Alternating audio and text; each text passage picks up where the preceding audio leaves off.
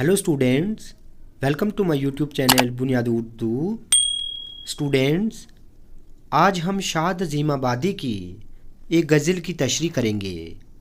बच्चों, ये गज़ल जेके board class 11th और सीबीएसई क्लास 10th के सिलेबस में शामिल है। तो चलिए स्टार्ट करते हैं। गज़ल का पहला शेर है, ढूंढोगे अगर मुल्कों मुल्कों, मिलने के नहीं नायाब हैं हम। ताबीर है जिसकी हसरत व गम, ए हम नफ्सो वो ख्वाब हैं हम। नायाब का मतलब है जिसे आसानी से पाया न जा सके। मुल्कों, मुल्क की जमा है। ताबीर का मतलब है ख्वाब की वजाहत। हसरत का मतलब है अफसोस यानी मायूसी।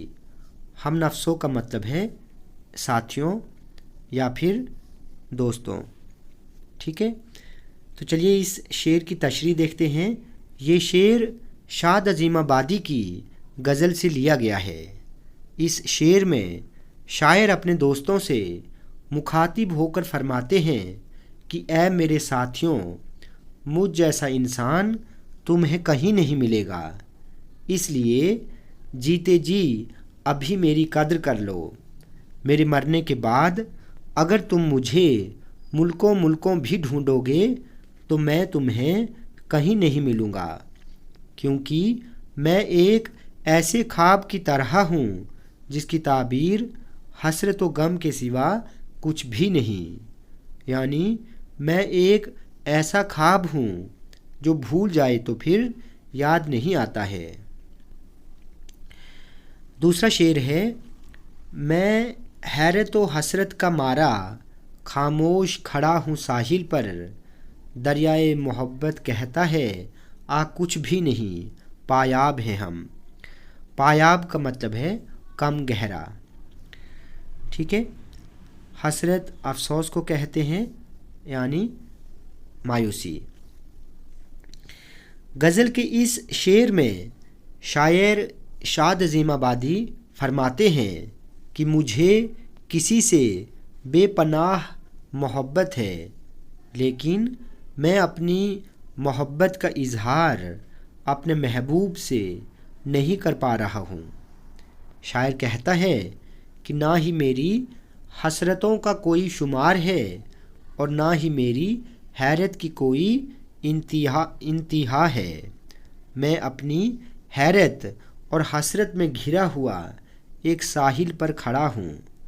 दूसरी तरफ मेरा मोहब्बत से भरा दिल कहता है कि मैं तो बहुत आसानी से पार किया जा सकता हूँ, तुम आओ और मुझे पार कर लो। तीसरा शेर है, किस तरह तड़पते जी भरकर यहाँ ज़ौफ़ ने मुश्किल कस दी हैं। हो बंद और आतिश पर हो चढ़ा सीमाब भी वो सीमाब हैं हम। सीमाब का मतलब है पारा, यानी एक सफ़ेद रंग की धात होती है, उसको हम सीमाब कहते हैं। मुश्किल का मतलब है हाथ। ज़ौफ़ का मतलब है कमज़ोरी। आतिश आग को कहते हैं। ठीक है, ये शेर शाद अज़ीमाबादी की गज़ल से लिया गया है। इस शेर में शायर कहते हैं कि मेरे तड़पते दिल की कमज़ोरी ने मुझे इस कदर मजबूर कर दिया है कि जैसे किसी ने मेरे हाथ पीछे की तरफ करके कस कर बांध दिए हों। इस बेबसी के बाइस, इस बेबसी के सबब इस वक्त मेरी हालत ऐसी है कि जैसे आग पर कोई आतिशी पारा चढ़ा हुआ हो। यानी अपनी बेबसी की वजह से मैं अंदर ही अंदर खौल रहा हूँ, यानी अंदर ही अंदर तड़प रहा हूँ।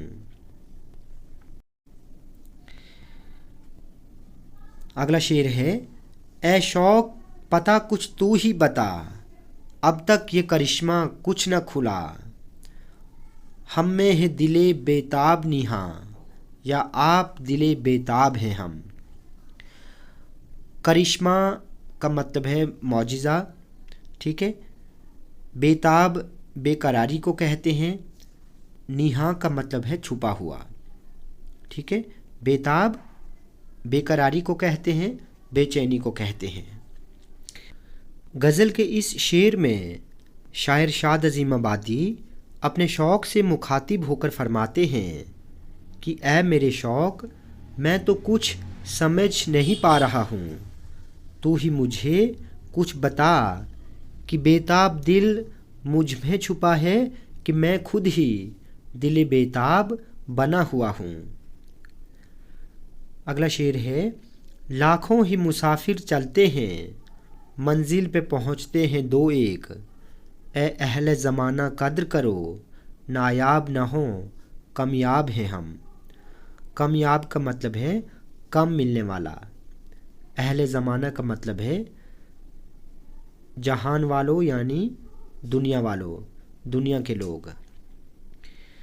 شاد عظیم آبادی غزل کے اس شعر میں فرماتے ہیں کہ کسی منزل کی تلاش میں لاکھوں مسافر سفر کرتے ہیں، مگر ان میں سے صرف ایک دو ہی اپنی منزل تک پہنچ پاتے ہیں. اس لیے اے دنیا والو، ہماری قدر کرو کہ ہم نایاب تو نہیں ہیں لیکن کامیاب ضرور ہیں. یعنی ہم ایسے لوگوں میں شمار ہوتے ہیں جو اپنی منزل تک پہنچتے ہیں، اس لیے ہماری قدر کرو. غزل کا آخری شعر جس کو ہم مقطع کہتے ہیں. مرغان قفس کو پھولوں نے اے شاد یہ کہلا بھیجا ہے، آ جاؤ جو تم کو آنا ہو، ایسے میں ابھی شاداب ہیں ہم. مرغان قفس یعنی پنجرے میں قید پرندے. شاداب کا مطلب ہے سرسبز، یعنی کھلا ہوا یا کھلے ہوئے.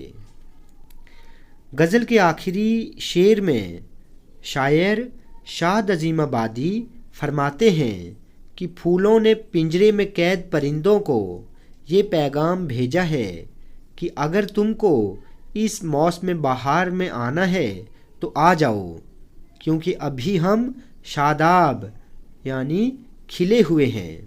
ایسا نہ ہو کہ بعد میں تمہارے آنے تک ہم مرجھا جائیں.